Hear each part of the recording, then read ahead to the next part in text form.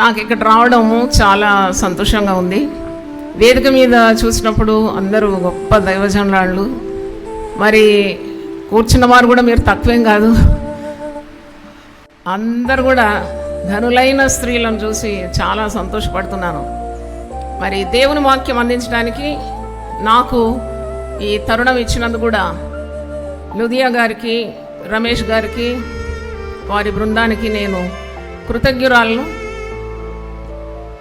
వీరిద్దరిని చూస్తుంటే నాకు చాలా ఆశ్చర్యం అన్నమాట. పెద్ద పెద్ద సంఘాలు కూడా ఒక కార్యం ఇలా జరగాలంటే, జరిపించాలంటే చాలా ఆలోచిస్తారు. కానీ నేను వీళ్ళని ఇంటర్వ్యూ చేసినాను. అసలు మీకు ఈ ధైర్యం ఎక్కడి నుండి వచ్చిందని అడిగినాను. అమ్మా, మాకు ఇది చెయ్యాలని ఉంది, నన్ను దేవుడు గొప్ప ప్రమాదం నుండి విడిపించినాడు, మరణం నుండి విడిపించినాడు, కాబట్టి నేను కృతజ్ఞతగా దేవునికి మరి ఒక సేవ ఇలాగ చేయాలని ఆశపడుతున్నాను అన్నప్పుడు, మరి తప్పకుండా ప్రతి ఒక్కరు కూడా దేవుని సేవ చేయాలి.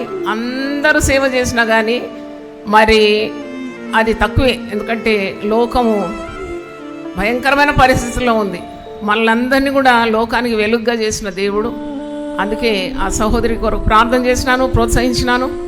మరి ఇంతమందిని ఆమె సమకూర్చి సేవలో ఉండే సేవకురాళ్ళను కూడా ఒక్క వేదిక మీద తీసుకొని వచ్చి మరి వారి అనుభవాలు వినడానికి, వారి తలాంతులు చూడడానికి, మరి వారు కూడా వాక్యం చెప్తుంటే వినడానికి ఇలాంటి ఒక అవకాశం, ఇది వెరీ నావెల్ ఐడియా. ఇది ఒక మంచి తలంపు. మరి ఆమెను నేను ప్రత్యేకంగా అభినందిస్తున్నాను. ఆమెకు సహకరించిన భర్త రమేష్ గారిని కూడా నేను మెచ్చుకుంటున్నాను. ప్రభు కొరకు మనం ఏ ప్రయాసం చేసినా అది ఎప్పుడూ వ్యర్థమూ కాదు.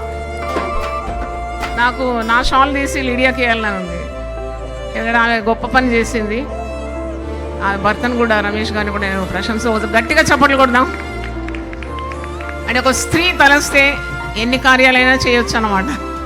ఘనులు ఘనకార్యములు చేస్తారు, వారు ఘనకార్యముల వల్ల నిలుస్తారని యెషయా 32:8 అక్షరాలు నెరవేరడం ఈ సహోదరి పట్ల నేను చూసినాను. నేను ఆమె చెప్పినాను, చిన్నగా చేయమ్మా, అసలు నేను ఎవరు గుర్తుపడతారు గోస్లో అంటే, లేదు వినలేదమ్మా.